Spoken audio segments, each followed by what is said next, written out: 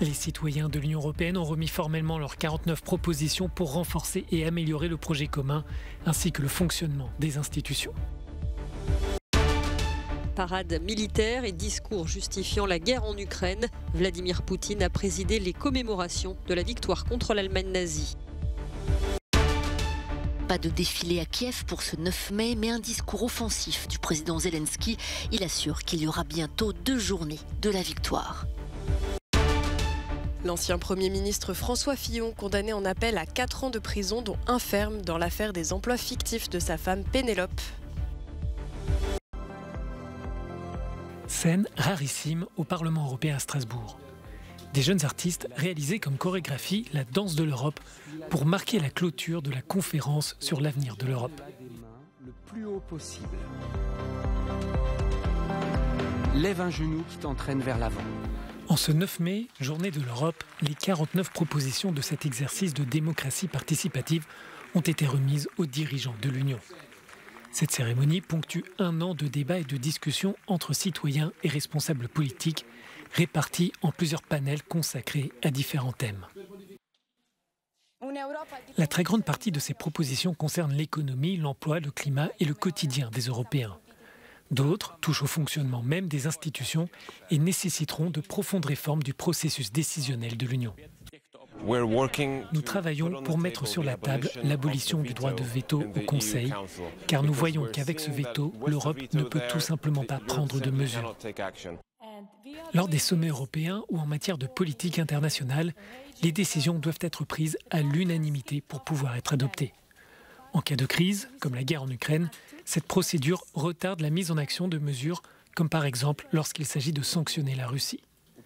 Toutefois, cette proposition est déjà soutenue par la présidente de la Commission européenne, Ursula von der Leyen. J'ai toujours dit, par exemple, que le vote à l'unanimité dans certains domaines clés n'a tout simplement plus de sens si nous voulons avancer plus vite.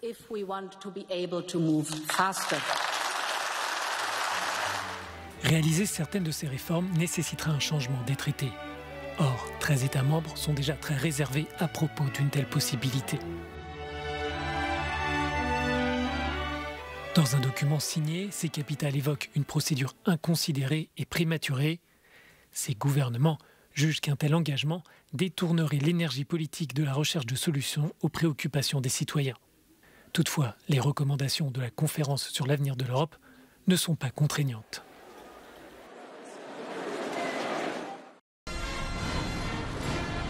Parade militaire et discours à la gloire de la patrie. En ce 9 mai, comme chaque année, la Russie a célébré le jour de la victoire contre l'Allemagne nazie.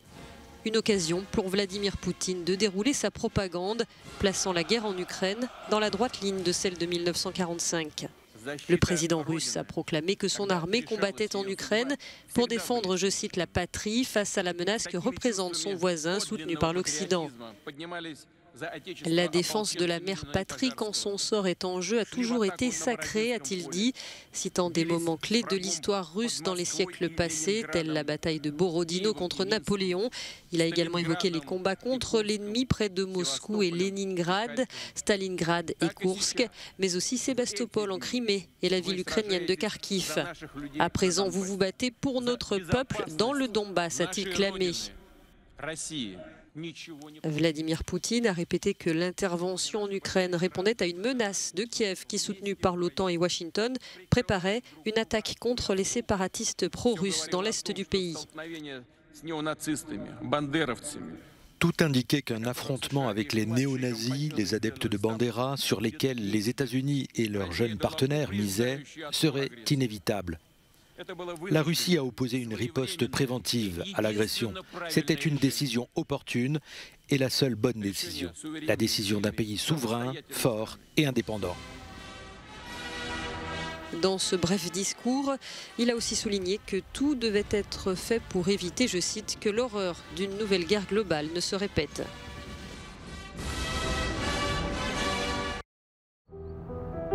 Changement d'ambiance et de décor en Ukraine. Dans les rues désertes de Kiev, le président Zelensky s'adresse à ses concitoyens.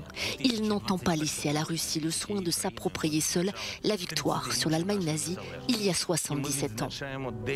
Aujourd'hui, nous célébrons le jour de la victoire sur le nazisme et nous ne donnerons à personne un seul morceau de notre histoire.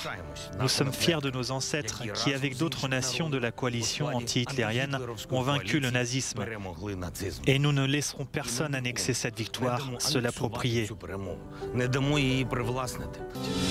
Dans cette vidéo, le président ukrainien affirme qu'il y aura très bientôt 2 journées de la victoire en Ukraine, en référence au triomphe qu'il espère obtenir dans le conflit qui l'oppose à Moscou.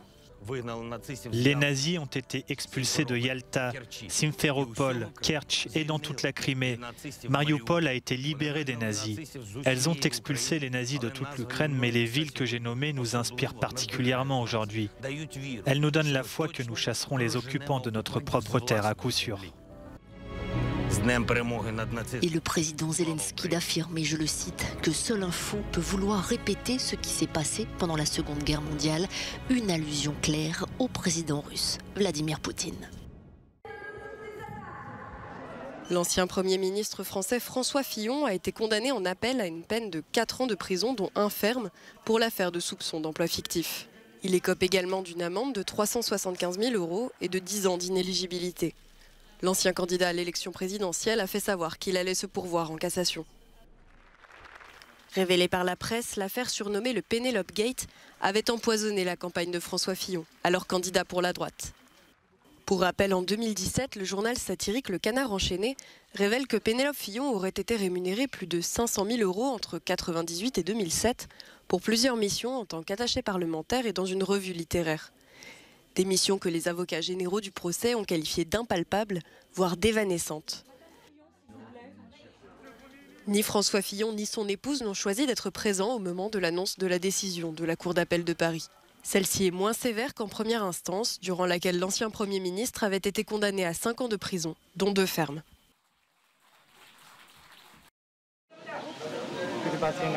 Le Premier ministre sri-lankais que l'on voit ici sur ces images tournées dimanche a démissionné ce lundi. Mahinda Rajapaksa a remis sa lettre de démission à son frère Gotabaya qui préside le pays. Sa démission intervient après plusieurs mois de crise et de pénurie alimentaire ou de carburant et après que ses partisans ont mené de violentes attaques ce lundi contre des manifestants antigouvernementaux qui appelaient à son départ. Je ne dirais pas que c'est un gouvernement. C'est un régime gouverné par un groupe de voleurs, de meurtriers. Ils s'attendent à ce que les gens soient violents, mais les gens ne le sont pas. Les gens organisent ces protestations depuis plusieurs mois sans aucune sorte de violence. Le gouvernement doit prendre le pouls de la population. La population veut que ce gouvernement et ses voleurs partent. Elle veut un pays en paix. Le Sri Lanka est actuellement confronté à sa pire crise économique depuis son indépendance vis-à-vis du Royaume-Uni en 1948. Les attentats islamistes de Pâques 2019 et la pandémie de Covid ont asséché les réserves de devises étrangères provenant du tourisme et des transferts de fonds de la diaspora. Cet homme en t-shirt blanc est en passe de devenir le futur président des Philippines. Il porte le même nom que le dictateur Marcos, qui avait été chassé du pouvoir en 1986. Et pour cause, Ferdinand Marcos Jr. est le fils du défunt président. Cet homme de 64 ans est en tête du dépouillement à la présidentielle et sa victoire réinstallera la dynastie Marcos au pouvoir 3 décennies plus tard. Après une immense révolte populaire, la famille Marcos était partie en exil aux États-Unis avant de revenir dans le pays pour y retisser un puissant réseau de soutien politique.